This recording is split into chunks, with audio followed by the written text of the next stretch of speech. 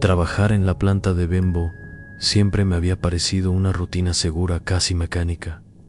El olor a pan recién horneado impregnaba todo el lugar. Las enormes máquinas mezcladoras vibraban como monstruos de acero, incansables. YLK Lordu. Los hornos mantenían la nave como un desierto interminable, incluso de madrugada. Pero aquella noche algo se sentía distinto. Desde el primer momento en que entré, el guardia me miró raro antes de dejarme pasar y solo dijo: no te quedes solo. Cerca de la línea 3, yo me reí nervioso creyendo que era una broma pesada. Pero a las 2 de la mañana, cuando me tocó hacer inventario, noté que la línea 3 estaba apagada, completamente oscura, como si alguien hubiera desenchufado todo. Y lo extraño fue que nadie había programado un corte ahí. Así que me acerqué con la linterna, y en cuanto di un paso dentro del pasillo, sentí el piso cubierto de harina fría, como si alguien hubiera derramado sacos completos. Y entonces escuché los pasos, no de botas ni de zapatos, sino de pies descalzos hundiéndose en la harina detrás de mí. Giré de golpe y no había nada, solo huellas frescas marcadas que se deslizaban solas hacia la sombra. Intenté tranquilizarme pensando que la harina podía caer y dibujar formas extrañas, pero las huellas avanzaban hacia la línea apagada y se detenían justo donde el aire se volvió helado, como si en medio de los hornos encendidos hubiera un pedazo de invierno. Entonces vi la primera figura, una sombra blanca, alta, cubierta de harina de pies a cabeza, sin rostro. Apenas una silueta humana que se doblaba como si sus huesos fueran blandos. Me quedé congelado. La linterna temblaba en mi mano, y cuando parpadeé, esa cosa estaba a 1 metro de mí, sin moverse pero más cerca. Abrí la boca para gritar, y en ese instante los hornos comenzaron a encenderse solos. Ano tres otro, rugiendo con un fuego anaranjado que no ardía hacia afuera, sino que se chupaba hacia adentro, como si respiraran, y la sombra estiró su boca. Una boca enorme, negra, que absorbía el calor de los hornos, al mismo tiempo que susurraba mi nombre con una voz seca. De harina cayendo, retrocedí y corrí hacia el pasillo. Las luces explotaban una a una a mi paso, y cada estallido dejaba ver, por un instante, a varias figuras más, todas cubiertas de harina, algunas arrastrándose, otras colgadas de las vigas, todas observándome con cavidades vacías en vez de hoyos. Llegué hasta la puerta de salida y estaba cerrada con llave desde afuera. Golpeé, grité, lloré, y detrás de mí escuché el crujido de huesos. Me giré y la primera figura estaba frente a mí. Me tomó del brazo. La piel se me quemó como si me hubiera tocado un horno encendido, y al mismo tiempo me invadió un frío insoportable. Me jaló hacia ella y sentí que mi cuerpo se hundía en su harina. No podía respirar.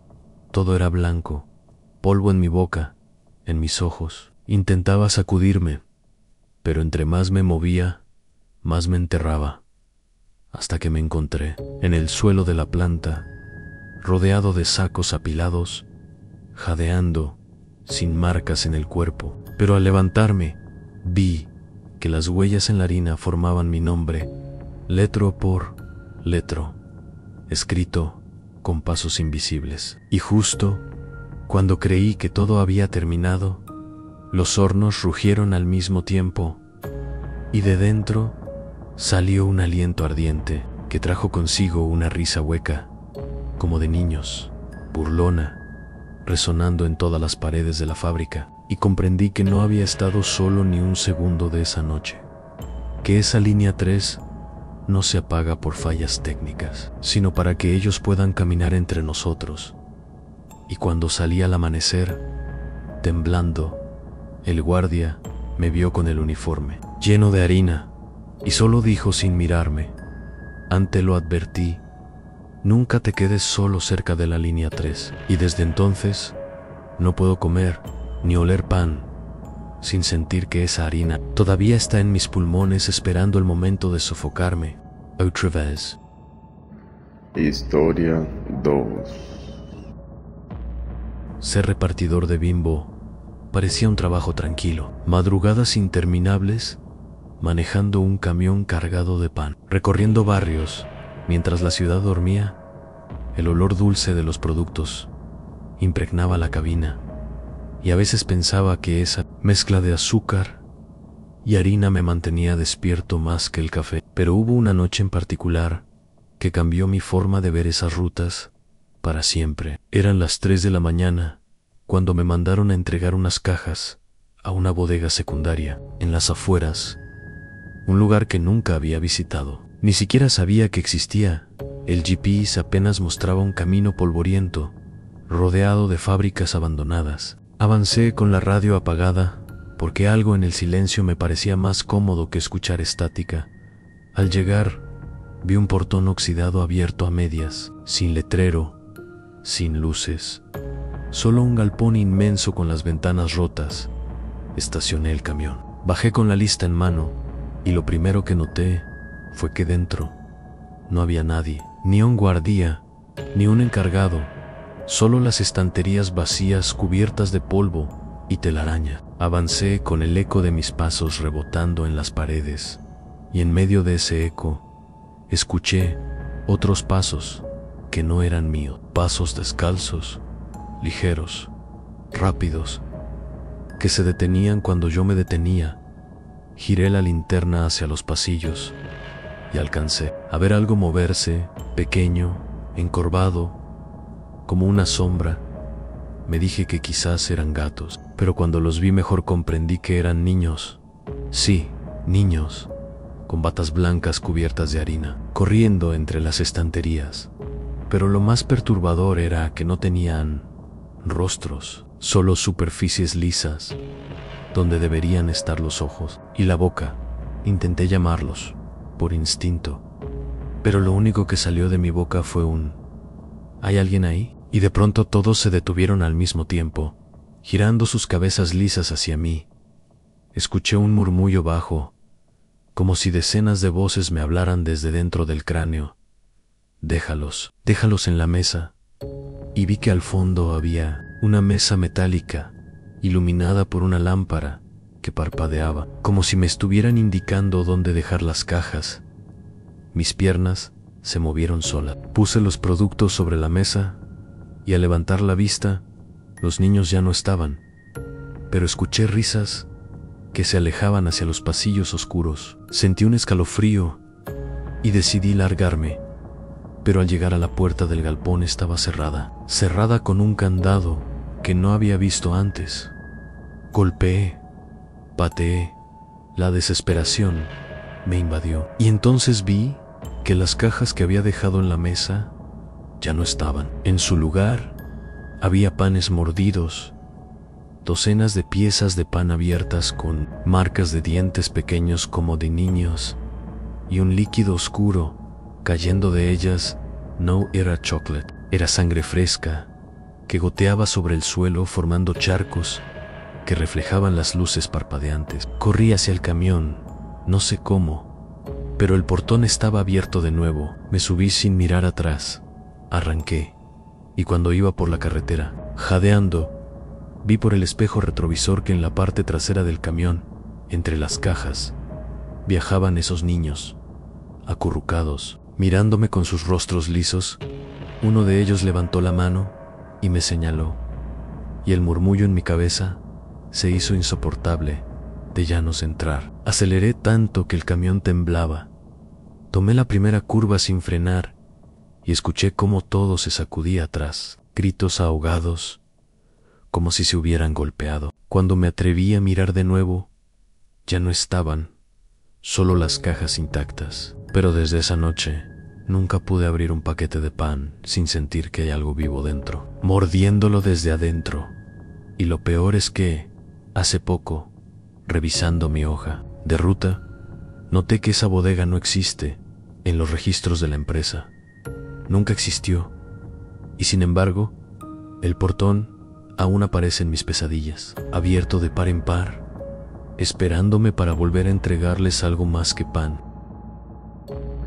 Historia 3. Siempre pensé que trabajar en las oficinas de Bimbo de noche sería lo más tranquilo del mundo. Solo vigilar cámaras, hacer rondas y registrar que todo estuviera en orden. Pero desde la primera semana entendí que había algo raro en ese edificio. Un silencio demasiado pesado para un lugar tan grande. Pasillos interminables donde las luces fluorescentes zumbaban como insectos atrapados y a veces se apagaban por segundos, dejándome a oscuras. Aunque yo sabía que era imposible, que las plantas de producción estaban cerradas y las líneas de panificación paradas, juraría que a veces olía a pan recién horneado, un olor dulce y cálido que viajaba por los corredores vacíos, como si alguien estuviera cocinando a escondidas. Y en más de una ocasión vi humo salir de la panadería experimental, una sección cerrada desde hacía años, donde decían que se habían hecho pruebas fallidas de conservación. Entré una noche decidido a revisarlo, porque el olor era demasiado fuerte, y lo primero que noté fue que las bandejas estaban llenas de bollos que no estaban ahí antes. Bollos dorados, tibios, con un vapor tenue que se elevaba hacia el techo. Extendí la mano para tocar uno y sentí que latía como un corazón vivo. Lo retiré de golpe y el bollo se abrió, mostrando un ojo humano que me miró fijo antes de cerrarse de nuevo. Retrocedí aterrado y fue cuando las luces se apagaron del todo. Quedé en una oscuridad total y escuché pasos alrededor mío, pasos pesados como de botas, y al mismo tiempo un cuchicheo de varias voces que decían: pruébalos, pruébalos, pruébalos. Encendí mi linterna temblando y vi siluetas de personas vestidas con mandiles de panaderos, cubiertos de harina, con las caras desfiguradas como si la piel se les hubiera derretido en hornos. Avanzaban hacia mí con bandejas en las manos, ofreciéndome piezas de pan sangrantes. El líquido rojo goteaba sobre el suelo, formando huellas que parecían moverse. Corrí hacia la salida, pero cada puerta que abría daba al mismo pasillo, como un laberinto que no terminaba, hasta que choqué con una vitrina donde se guardaban prototipos antiguos de empaques, y dentro vi reflejada mi cara, pero no era mi cara. Era una versión envejecida, con la boca llena de migas y los ojos en blanco. Golpeé el cristal hasta romperlo y logré pasar. Encontrándome de nuevo en el pasillo principal que llevaba al vestíbulo, corrí sin mirar atrás, pero escuché los pasos siguiéndome, las voces susurrando cada vez más fuerte. Nadie sale. Sin probarlos, llegué a la oficina de seguridad, cerré la puerta y encendí todas las pantallas de cámaras. Y lo que vi me heló la sangre. En cada sección del edificio había figuras blancas, pálidas, con gorros de panadero.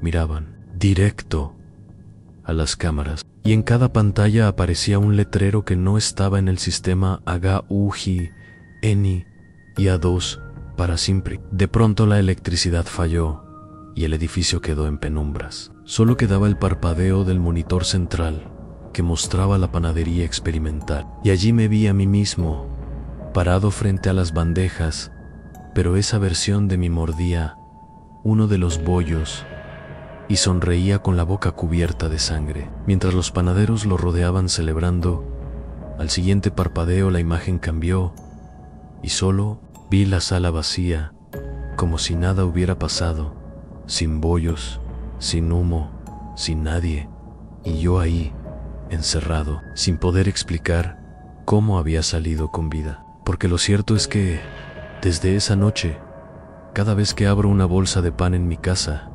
encuentro una miga roja en el centro, tibia, latiendo como si aún estuviera viva. Y a veces, en la madrugada, cuando todo está en silencio, escucho un golpe metálico en la puerta de mi refrigerador y voces que me dicen al oído: «Todavía tienes hambre, ¿verdad?».